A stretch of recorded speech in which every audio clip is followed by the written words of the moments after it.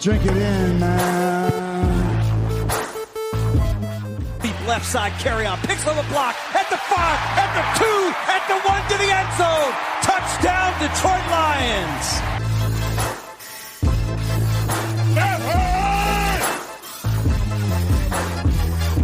Drink it in, man.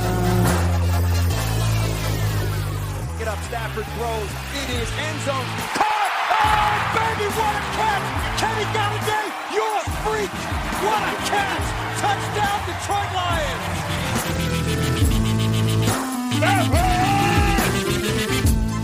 Cornbread! I love the Lions! Say it with me! I love the Lions! Drink it in, man.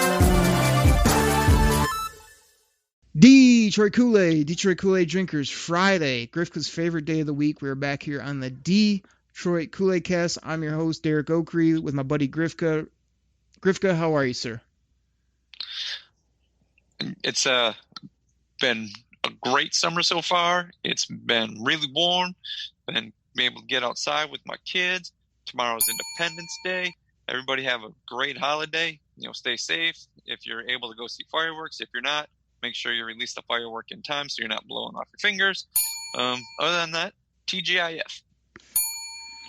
Thank you, Grifka. Always a Friday when we get the weather report. We get a TGIF from you. And I threw it out in the beginning, or just want to remind people, you can find us on Twitter. I'm at Derek Oakrey, DEREK OKRIE. Where can they find you? Where can they send you a tweet, Grifka, and hope to get a magical reply from you on Twitter? Oh, you can find me at Grifka DKC. That's at GRIFKA DKC. Everybody, we got a fun Friday show. Grifka says he's got some questions for me. I have no idea what they are. We will see what happens when he throws these at me. It'll probably be a rant, or I'll probably have to ask him, is that a real question? But we'll get to that in a minute. Grifka, I got no news and notes off the top here on a Friday. What do you have for me? I guess this is where I just wait for you to ask me something stupid from Lions 24/7 and I go off on you. So go ahead. Well, my questions are just kind of basic ones. I want to get your feelings on it. Oh, boy. With everything happening, and they're talking about, social distancing and, Lions, obviously Ford Field being a dome stadium. What if the Lions, to get fans in the stands, they had to go play some games at Comerica Park right next door? How would you feel about that? Do you think the Lions would lose something gain something, or are you just kind of indifferent to it? Griff, I didn't want to have to say it, but I have to say it on something like this. Is this a real question, really? Are you really doing this on a Friday? Yeah. Why? Why would you ask me such a thing? Are you trying to shoehorn in the sport we shall not speak of? Is that why you're trying to do this right now? Well, it's either that, or they could probably go play at, Detroit Cast Tech, which is right up the street, but that only holds a few thousand fans. And then they'd be within 6 feet of each other, so. Grifka, I'm not going, this is live on the air, people. I don't even know that I'm going to a game with you if they let us in Ford Field, because I'm not all about, wearing a mask during a football game or not being able to enjoy our tailgates like normal. So if I don't even really want to go to Ford Field to watch a game unless I ultimately have to, I dang sure ain't going to Ford Field to watch a football game in a baseball stadium. The only silver lining is that I've always said the Lions need to have an outdoor stadium so I can wear my sunglasses in the fall and I can wear my big jacket. I probably would wear no shirt in the wintertime is probably what I would do, while you'd be sitting up there going, it's just so cold. I just don't even know why we do this, Oakley. I don't know why we can't come to the first game of the year every year so I can be nice and comfortable, and I can be excited about the team, because I'm only excited the first game of the year. That's the only thing that would be good, is to be outdoors. So if they take it to Michigan Stadium and spread everybody out, maybe. I'm not going to a game at Ford Field or at Comerica, and I don't even know that I want to be cooped up in Ford Field with a bunch of people while we got to wear masks. I'd much rather sit on my lazy boy, I think, with all my 18 fantasy football teams and enjoy it that way. So, no. Okay. So, that's disappointing to hear that you wouldn't want to even go in there. So, okay, no problem. Sorry, buddy. There's a pandemic going on, and I can watch it in the comfort of my home. It's probably where I'd lean this year if I had my choice. Okay.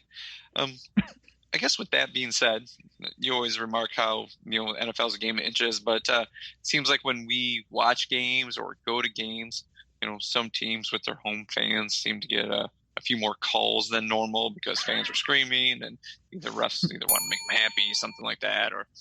So if no fans are in the stands, does this come down to truly like which team has the better talent, has the better coach, or is this one of those still like maybe, I don't know, you think you could see like maybe the Packers, the Cowboys, the Giants, and the Patriots? Could you still see them getting calls in empty stadiums? Grifka, do you really think the fans impact the calls you get? You think that's the case? Yes. I disagree. I'll go a little bit with your gimmick about the team or the whatever, but I don't know the fans impact anything. I mean, the Lions fans are always booing, and we still get screwed all the time by referees, so I don't think they're going, oh, man, we really owe Detroit one. They're just like, just stick it to them again. So I don't know, man. I don't think it's going to be like, the superior team wins, because often that's not even the case in the NFL. I tell you all the time, it's a coin flip league. It's a fourth quarter league. It's a inches, one play at the end of the game will win or lose you the football game. We talk about this all the time. You think you just want to go in and beat the daylights out of people and punch them in the face and take their candy every week, and that's just not how it works in the NFL. I mean, maybe in Pop Warner or whatever you were used to might be the case, but not in the NFL. So no fans, bunch of fans. I mean, I don't know, makes a bunch of difference. If anything, it'd be like a player's energy type of thing. Like, I think the players maybe get energy from the crowd cheering them on or hooting and hollering. But as far as on-field product, I just think it's going to feel more stale, and it's going to be same league it always is. Check with me in the last couple minutes of the fourth quarter, and that's where most games will be decided. Okay, so since there's no fans, you wouldn't have to go to the press conference, because you're obviously watching the game, so you wouldn't have to wait for the coach to say, just check the tape. I guess so. I don't know if I understand the question, but yeah, I mean, they're going to say that regardless. Yeah, check the tape. I mean, I probably have the Jim Caldwell bite here somewhere. If you want to know what Jim Caldwell has to say about it, let me see if I can find good old Jimmy. Is he here anywhere? Oh, sorry, people. I'm letting you down. I don't have Caldwell up right now. No problem. Okay. I was listening to your Believe in Lines podcast. There you go. And when does that drop, Grifka? We should probably remind the people when that comes out. That's on Mondays. Monday morning, first thing. You can hear Believe in Lines, which in the future will probably be on with the one and only Benny freaking Blades. Benny Blades, everybody. Hopefully be on the show at some point. I don't know. We're going to see how quick he'll get on. Either he might be on before you listen to this or in the next few weeks, months. I don't know what's going to go on. We'll see what happens. And the episode I was listening to, you were talking about the off seasons and free agent signings, and you were talking about certain players on other teams. My question to you is, if you could take one player off any other NFC North team and put them on the lines for 1 year, including their salary, just for 1 year, who would it be and why? Oh my goodness! I get to add any player on the Lions. Yep, any player from any NFC North team, one of our division rivals only. Oh, a division squad? Yep.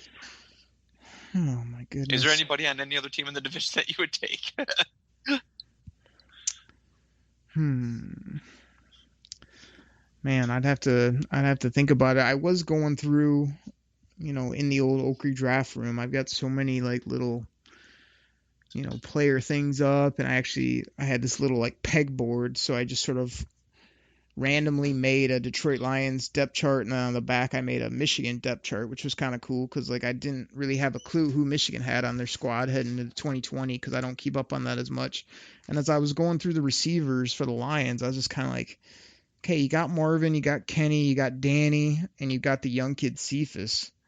Like, after that, it's such a dice roll. I just felt like one or especially two injuries could really hurt this team. So just thinking off the top of my head and liking some of the young running backs we have and quarterbacks and tight ends, I'd probably like want to add like a talent like a Devontae Adams out of Green Bay. He seems real silky smooth, when he runs routes, as well as just a guy that Matt Stafford would just sling to all day, every day. So I'd probably add him, like him and Kenny moving forward would be a really nice pairing. A definite top 5 pairing in the NFL. So I'd probably take Devontae Adams from the Packers. I don't know how old he is at this point, and like I say, you're hitting me out of the clear blue sky with this, but obviously I would like the youth, the lesser contracts, but that's probably who I would add just because of the other players I like. I'm trying to think if there's any defensive people.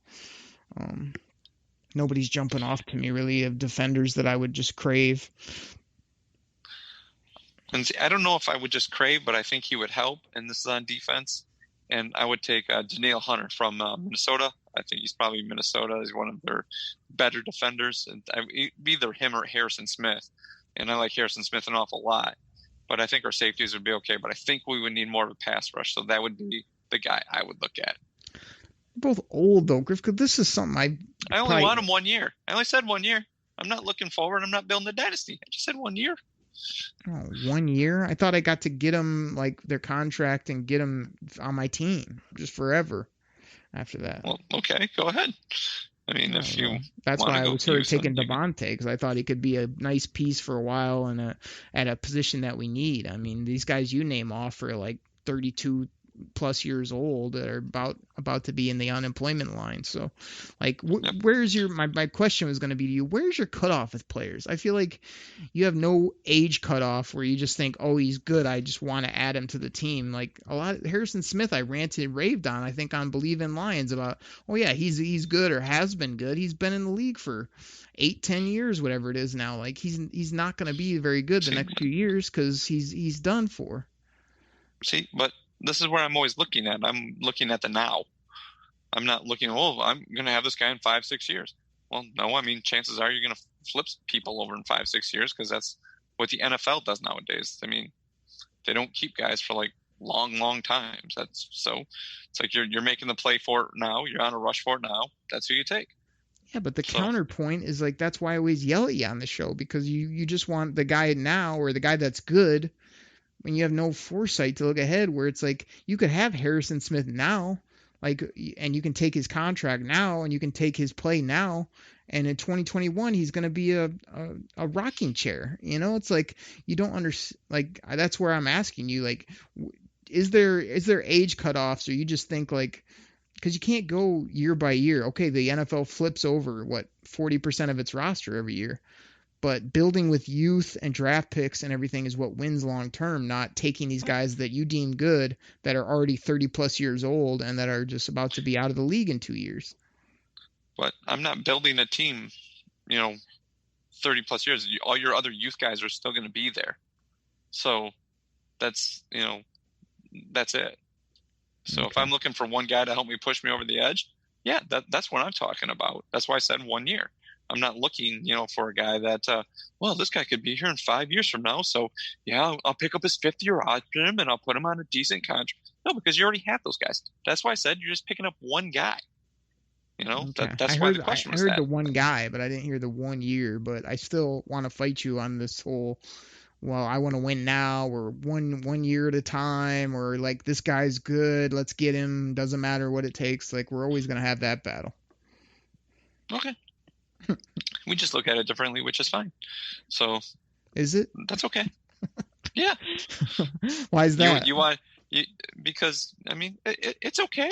I mean, reasonable minds can differ, but if I'm looking to go all in, like the teams that believe they're close, they're not looking to sign a guy for 5 years if they think they're close. That's why they push the chips in. That's why everybody gets mad at the Patriots, because they go get that one or two guys, because they already have all those other young guys that are going to be around. That's why everybody gets mad. That's why, why are they doing this? Because they can do that, because they're that close. They're not looking to build forever.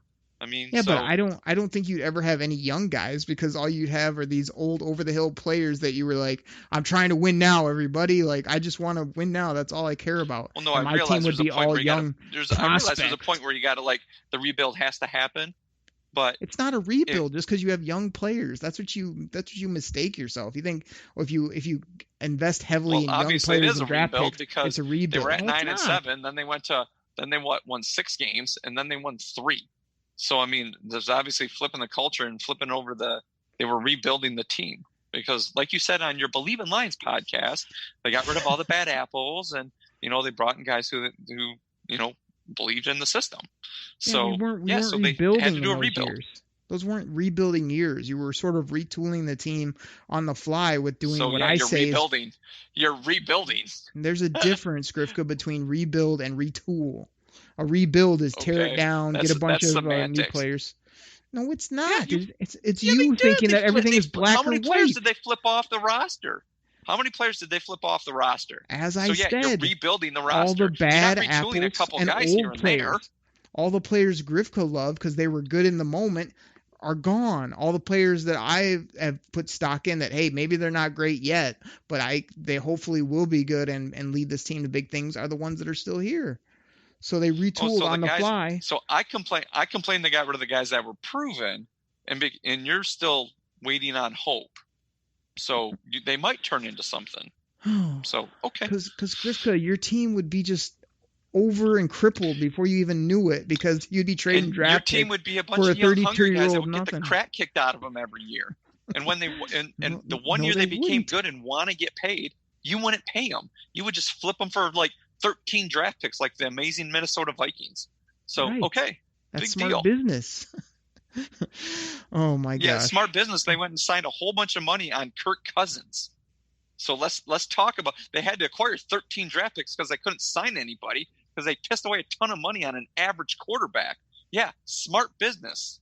Quarterback is the end-all, be-all position. Like, I'd rather do that for a quarterback than go pay Antonio Brown $20 million at 30-some years old, like you were going to do a couple years ago. Or pay, who'd you want to pay? Golden Tate, you're willing to give him $15 million a year? Like, how would that have turned out for us? We'd be sitting here going, why we got Golden Tate on the team at the cost he's making? We still got like $30 million left under the salary cap. Right. I mean, you're not crying poor here because they went and signed Danny Amendola. I mean, we have that money to resign young players, to resign young talent that's on the uprise, not these old crippled guys that you love. They signed Danny Amendola to replace Golden Tate. Right, on 1 year, like Danny Amendola's not young. Grifka, like, I'm not trying to start a huge roster war, but you're taking me there. Like, we traded Golden Tate, we got a draft pick, which we turned into what? Tracy Walker, whatever it was, or Will Harris, and then we paid Will Harris is who it was. We paid Danny Amendola like $3-4 million instead of Golden Tate $12. Like, that's the economics of the league. Like, would you rather have Golden Tate at $12 to $13 million, or would you rather have Danny at $3 to $5 million? They've pretty much done similar things. I'm going to take Danny for those few years on 1-year contracts where if he sucks or if he's just crippled and broken down, he's much easier to get rid of than you, who would have handed Golden Tate. Well, if we rewind the tape, I guarantee you were willing to give him $60 million over 3-4 years. 16 million. I was willing to give Golden Tate $16 million. 60. Okay, 60. $6 million? 60 million over 3-4 years, I bet is what you said. I was not looking to give Golden Tate $60 million at his age. I mean, come on, man.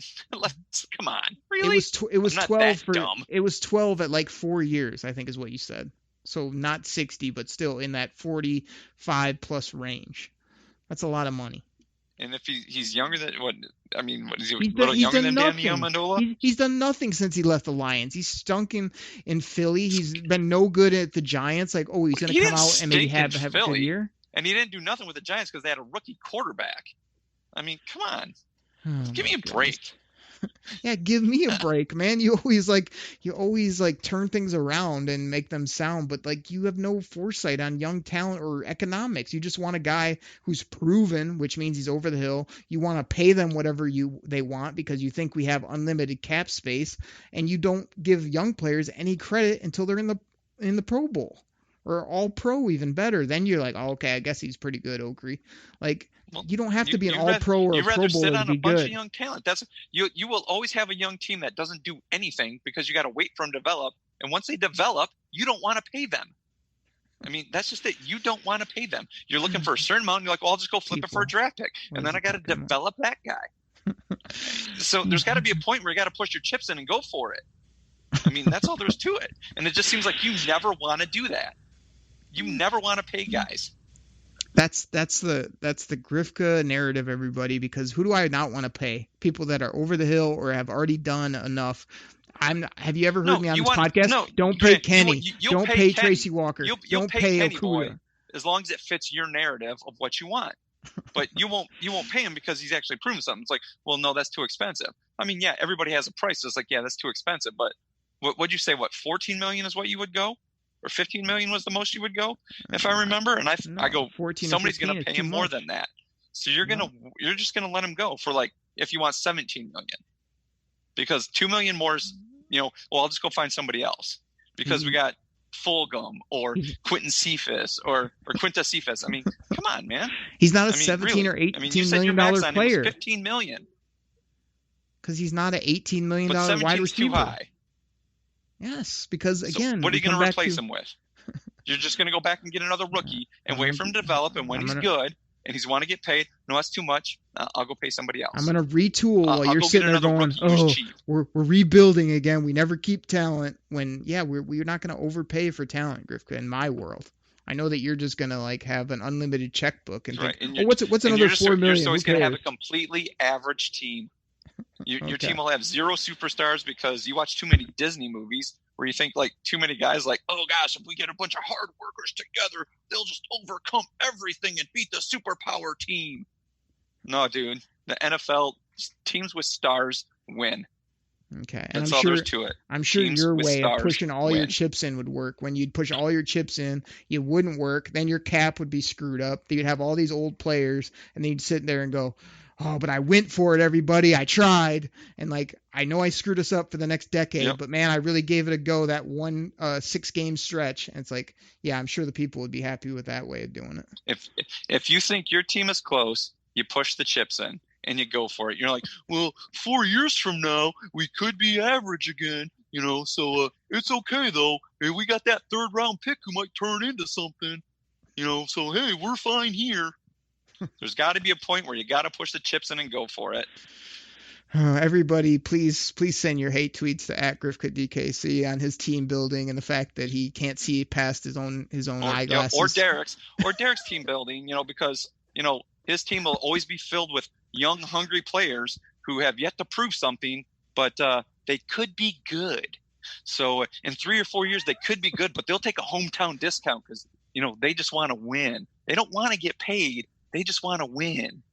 Grifka, let's end it with this. I think by the end of the day, if we put this to actual paper instead of just your talking, which you do a lot, instead of backing it up with actual draft picks or like saying things and actually seeing what players do, I guarantee you I'd have some dogs on my football team and you'd have a bunch of old, beat up German shepherds that didn't know what to do with themselves.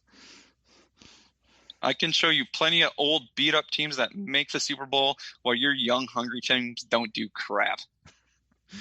All right, well, congratulations. I can tell you an old beat-up team who won the Super Bowl, 83 Redskins. Oh, wow, only 30 years ago. Old, man, it's a good example. They didn't have a whole young team, and they beat the Miami Dolphins in the Super Bowl. I mean, but hey, that's fine. A Super Bowl victory over, but hey, they were good the next year too, and they lost to the Raiders in the Super Bowl, and that was pretty much the same team. So everybody, hey, man, it's cool though. Look for that team. Your young, hungry talent will get there sooner or later. Look for that under the radar bad team, everybody, in 2055 that ends up doing something, and then Grifka will bring it back up on the show again. Oh yeah. What else we got, Grifka? We got to keep this thing moving. I'm got anything else for me? Football didn't happen until Derek Oakrey showed up. Okay, I mean, sorry, Lions fans. Just keep on waiting and hoping under the Derek Oakrey fantasy football way of doing stuff, where you can just make arbitrary trades with everybody, and everybody fits in underneath your cap.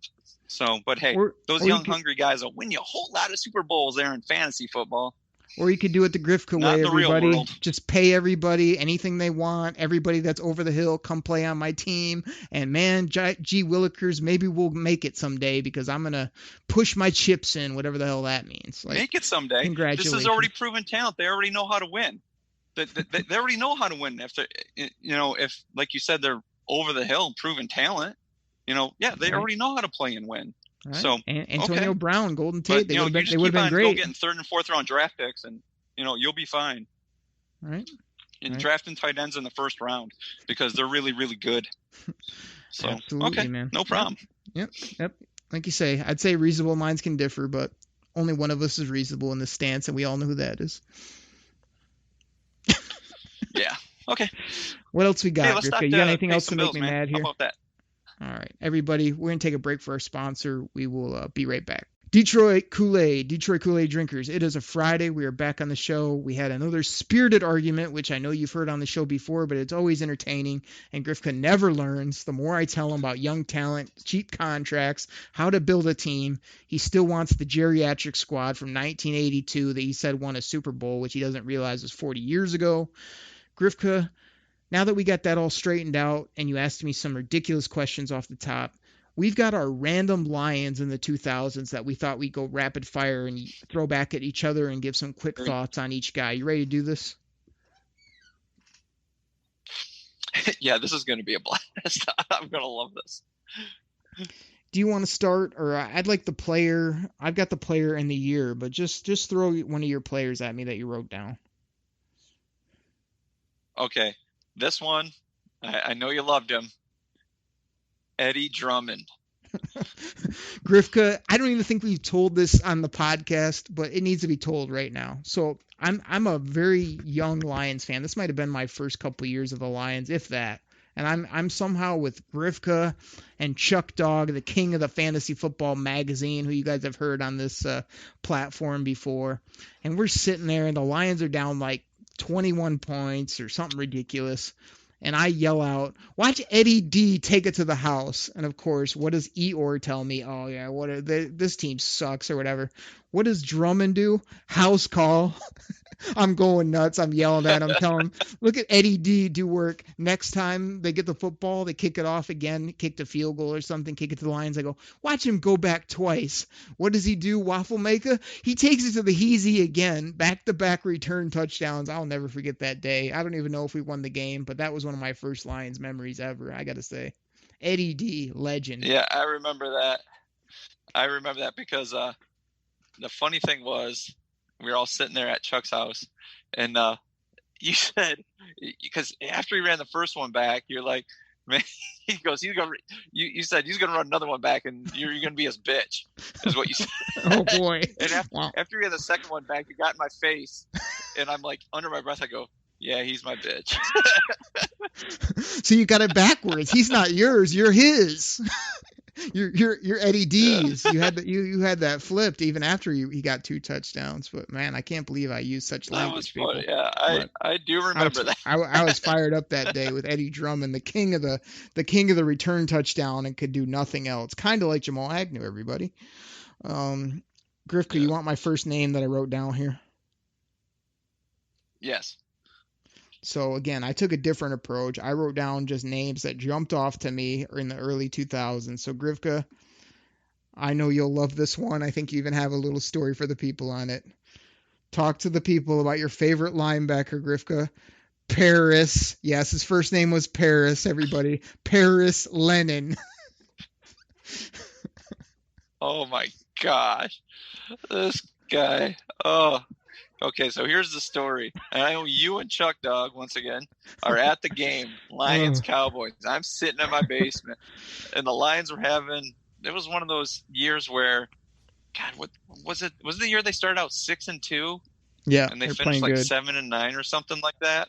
Yeah. Yeah, and they were playing the Cowboys, and it was near the end of the game, and Tony Romo – oh, gosh, he was driving for the game-winning drive, and there was a fumble.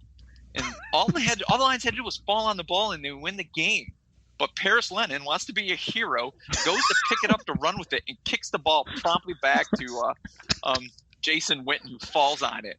Needless to say, Tony Romo leads him down for the score. And I was so mad.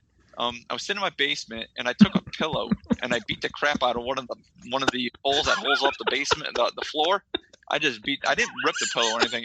I must have hit that thing probably a good 5-6 times. I was so mad. I was so mad at Paris Lennon. I mean, yeah, people are like, well, good team. They should have stopped him.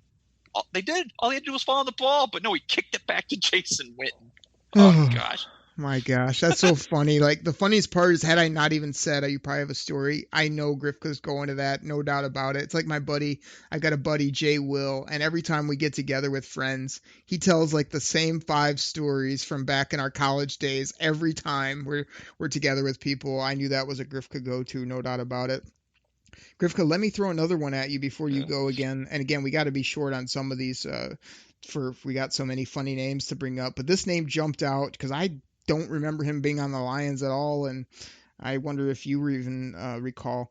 Big Daddy Dan Wilkinson, the number 1 pick in the 1994 draft, was on the Lions for 2003 and played a couple years at defensive tackle. That surprised me when I saw it. Yeah, actually, he did pretty well with Detroit. He kind of had a little bit of a resurgence, had a good couple years here, and then once again, he just kind of one of those things where he just got old again. And but yeah, he was actually one of the guys I jotted down for our Wednesday show when we were talking about our all-time teams of the 2000s. He was a guy I actually jotted down. You almost put Big Daddy on your all-time squad? Wow, unbelievable. Yeah. I got some other classic Flu had names. To be the number 1 backup, but still. Oh, there's no doubt. I mean, if Big Daddy couldn't make it, you could call Flu in. You should have done it that way. Yeah. But here, I got a name for you. How about this guy? Free safety, brother of Torrey Holt, Terrence Holt. Oh man, I know the name and I know he played on the team, but I got nothing about Terrence Holt. He just is a guy that I don't remember him making any plays. I don't remember, how we brought him in, but like I do recognize the name and like say brother of a Hall of Famer, but definitely not a Lions Hall of Famer. That's for sure. Yeah, he was. They drafted him and was it the 3rd or 4th round out of NC State? And I'm like, oh great, Torrey Holt, because I remember how fast Torrey Holt was. But Terrence Holt, I always called him 2 steps too slow Terrence, because he was always a step or 2 behind to knock down the pass or pick it up or make the tackle. He was just that little bit too slow. If he would have had Torrey speed, he probably could have been, Hall of Famer. Oh my gosh. Grifka, I was going to bring up another name, but since you brought up the fact of being too slow in the safety position, we might as well give this name. Amari Spivey, 2010. I think he was a 2nd or 3rd round pick by the Detroit Lions out of Iowa. I mean, they sold us a bill of goods on this guy, telling us he was going to be incredible. He's a tackler. He was a physical guy. I mean, I think he went from safety to corner and was out of the league in three years max, somewhere in that range. I mean, Amari Spivey, just an absolute bust. Oh my gosh, I thought that guy was just going to be a stud too when they got him. I was so happy. I remember, once again, my lazy boy scouting, like you say, watching him, but I thought that guy was going to be good. And yeah, he would talk about a guy who just, oh geez, shaking the old head going, what the heck? It's just, oh gosh. Grifka, who else you got? Here, I got one for you. This one you're going to love, baby. Once again, I'm bringing up the siblings. When the other, once again, we got the raw deal of the siblings. Boss Bailey. Oh my goodness, Boss made my list. Champ Bailey. Boss made my list too. In 2005, I had him down. Boss Bailey is my pick. This was a guy, they took him. There was all this buzz about his athleticism. It was kind of one of those linebackers where it's like, look at how athletic he is. And everybody's like, but he's just way too small. He'll get beat up in the league. Yeah, but he's really fast. Watch him jump over the line and block kicks. And then what happened? He came in the league and got beat up and had a bunch of injuries and was too little to play the position. Boss Bailey, a couple flashes that excited people and a bunch of nothing else. Yeah, those knee injuries killed him, though. I mean, gosh, his knees were bad when he came into the league. Grifka, I know you love offensive tackles. I know you love offensive tackles. Here's a good one for you. In 2008, the name I wrote down, Gosder Shirless, right tackle, Boston College. Gosder. Oh, yeah. He was a Gosder. Yeah, he was supposed to be a bulldozer road grader. He was more like one of those guys that held the stop sign, but it was always like, go slow. And it was just always like, turn around telling, the quarterback, watch it. Come on. He's coming. Oh, if you go back and watch that draft, we traded down like 3 or 4 times in that draft, and we passed up on left tackles like Brandon Albert. I remember I wanted, and they passed up on a couple offensive skill guys who were good, and they take Gosder Shirless out of Boston College. Again, sell you the bill of goods that he's got all this aggression and look at how tough he is. He's a Marinelli guy, whatever the heck he is. And this guy was he had a few games, maybe a season or so where he was half solid, and the rest was a mess over there on the right side. So Gosder, not a good football player. Okay. Me, I know you like good, strong-armed young quarterbacks, and he wasn't strong-armed. But we got this guy. Could have had David Harris at linebacker out of Michigan, but no. Oh no. We took Drew Stanton out of Michigan State. Oh no. This was literally like everybody knows out there in Twitter land and just in general how crazy I am about the NFL draft now and my system and how I do things. Like that was one of my first years where I really was on top of it. And I hate to say it, Grifka, because you hear me beat up on Calvin, but I was torn between Calvin and Joe Thomas, like a lot of Lions fans were. But I will never forget the second round of that draft when they took, as you said, passed up on David Harris, who I'm on paper of saying that's who I would have took, and they took Drew Stanton, and then he's not even on my list. I don't know how I didn't write him down, but the other second round pick in that draft, if I'm not mistaken, Akika Alama Francis in the second round. I mean, what a debacle that draft was, other than the top pick of Calvin Johnson. 2 stiffs in the early second round. You got to be kidding me. 5-0. Why? Oh, just brutal. He's a project. Why are you taking a project? Oh, insane. Oh, gosh. Grifka, I got another one that's right up your alley. 2009, the Detroit Lions trade for Julian Peterson of the Seattle Seahawks, a versatile attacking type linebacker that was an all-pro years prior, yet we got him later in his career where he was over the hill and done for, and he was an absolute debacle after his first few games with the Detroit Lions. How do you like Julian Peterson in a Lions uniform in 2009? I mean, honestly, I remember when they traded for him, and I remember being like somewhat sort of excited for it. I'm like, oh, Yeah. good, awesome, great. And Because of what he done in the past. that was like he was the guy's like, he was the guy who showed up every Tuesday at the at Allen Park or whatever the training facility was, and just he robbed them blind, man. He was just like, here, just give me my check so I can walk out. Or like what they do is he came in and had a couple decent games, and everybody got even more excited, and then he sucked. Do you remember what we dealt for him? I remember it was a good player. I can't remember because it was like a good player for a good player. Yeah, I wish I should have wrote that down because I remember the trade too. It was like we traded a good player for Julian Peterson, and everybody was questioning it, and then it just did not work out. Who you got next? Okay. I got one more for you. I got one more for you. This is my last one, and this is like when he came here, people thought he might do something because he played football with Matt Stafford in college. Do you remember Chris Durham? Of course I do. It's Matt Stafford's roommate. It's he had some athletic traits, to be honest, but big, tall, lanky, white receiver that was just never good enough, should never been in the league, yet he hung on here for a while. Why?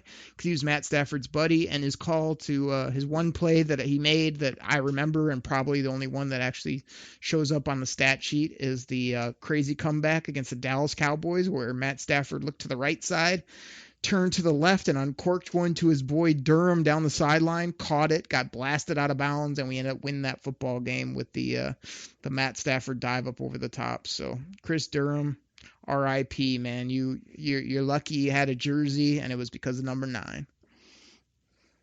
Yeah. That's how Sam Martin hung around for a while too, right? Absolutely, and now he's gone. Thank God. Grifka, the Detroit Lions traded Corey Redding and a 5th round pick to get Julian Peterson from the Seahawks. Oh my gosh. Oh gosh. Corey Redding was a fan favorite, kind of a ball player. Let me see. I got one other one here. I got a couple more, but let's do this last one. I'll end on this, I guess. Grifka, in 2004, the name I wrote down was a certain linebacker. Actually, I'll give you 2 linebackers just for the fun of this thing. So the one I wrote down was Teddy Lehman in 2004. But do you remember I think it was either after the Ernie Sims draft, whatever year that was, like 2007-ish. Jordan Dizon, linebacker, Colorado. Colorado. Two tiny linebackers that had a bunch of college production and washed out in the NFL. Oh, gosh. Yeah, both of them too small to play the position of middle linebacker in the pros. And don't get me wrong, there's been some good small middle linebackers to play before. I mean, Zach Thomas comes to mind, but gosh, man, those guys, neither one could stay on the field. They were always hurt, and that's what happens when big guards and centers are bearing down on you and a big running back just plows you over all the time. Exactly. And Teddy Boy had like an injury. He'd like injure himself, come back, and like be injured right away in that next game, whatever it was that he played. He was just never out there. Same with Dizon, just always off the field. Yeah. Still, the name to end all names is Zach Follett calling Matt Stafford a China doll. Then he goes out and gets a neck injury and ends his career. It's like, that's karma for you right there. What do you mean? The Zach Follett claim to fame is those Lady Jane haircut commercials that he did back in the day. And I lived down in the D at that point in Troy, and like every day it was Zach Follett talking about, get your hair cut at Lady Jane's. I don't remember what the tagline was, but it was like, gosh, this guy's a goof. He had a couple plays on special teams. Linebacker out of California. Yeah. All right, man. The other honorable mentions I had is I wrote down Big Baby Sean Rogers, Stalker McDougal, and Dwayne White, your favorite defensive end who you saw at training camp a few years ago. Those were some of the other names I wrote down there from 2000 to 2010. Yeah, I mean, talk about guys that, gosh, Stalker McDougal, he was another one. Offensive tackle out of Oklahoma. Gosh, that guy was absolutely useless as well. What's the fun part, like I say, about looking back at this, like, you know me, I'm the positive one on this show. I kind of hate just laughing in the face of some of these things we have to talk about. But the crazy part is, like, you know, everybody wants to beat up the current roster because of the record and because of, you know, some things that haven't went well. But I literally went back through these rosters, and it's not like, you know, Monday morning quarterback. Like, you look at these rosters, they were not good. You know, there was a couple top players because of the top picks and whatnot. And there was a lot of players that just, you know, I don't know if they were like great signings at the time, but they were not guys that like were NFL producers. Well, I know that there's like certain sites, and I think even Wikipedia is one of them. If you want to go check out old rosters, it'll give you like who's on the roster, but it'll show you like who like finished the season on IR. And that's always kind of part of it too. Like we mentioned last year, all the lines that had got hurt and who weren't playing. Because it's like one of those things, if you just dumped them in the roster, like, gosh, this team should be better. Look who's on. It's like, oh, they were on IR. Okay, I guess I can see that. So. Yeah, it's been a crazy part with the Lions. Just the injuries, the timing of injuries, as well as just poor, you know, from 2000 to 2015. I mean, we had to be one of the top, you know, bottom 5 drafters in the league other than our top picks, which anybody could have made. I mean, Grifka, you could have ran those cards to the podium, picking number 2, number 5, number 8, number 10. You know what I mean? Those aren't hard picks to make. But the other picks, we just were not. We ran to the podium to get Fat Mike Williams. Exactly.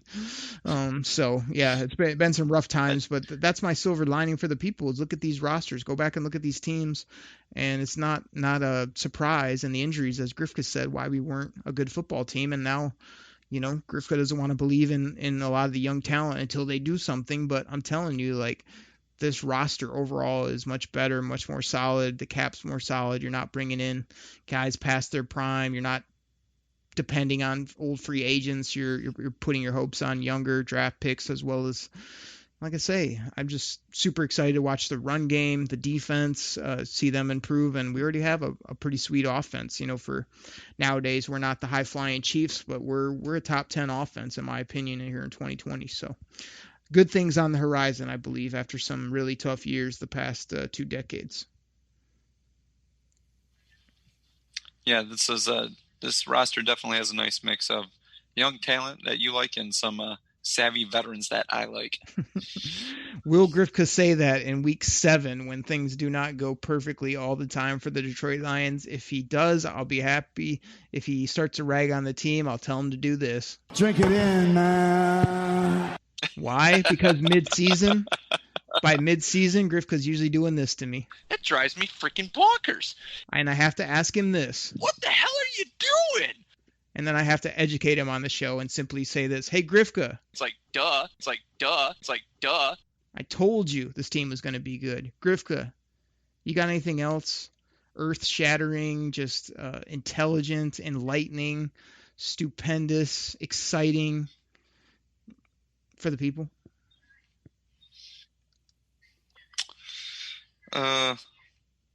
Nope. I didn't think so, but I at least want to give you the chance. Everybody, thank you so much for listening. We've had a couple unique shows, kind of some throwback shows, the last two shows here on the Detroit Koolaid Cast. We'll be back next week talking all things Detroit Lions right here on the Detroit Koolaid Cast. Take care, everybody. We're out. Pack the bag, start the plane. This game is over. It is over. What a comeback by the Lions. Drink it in, man.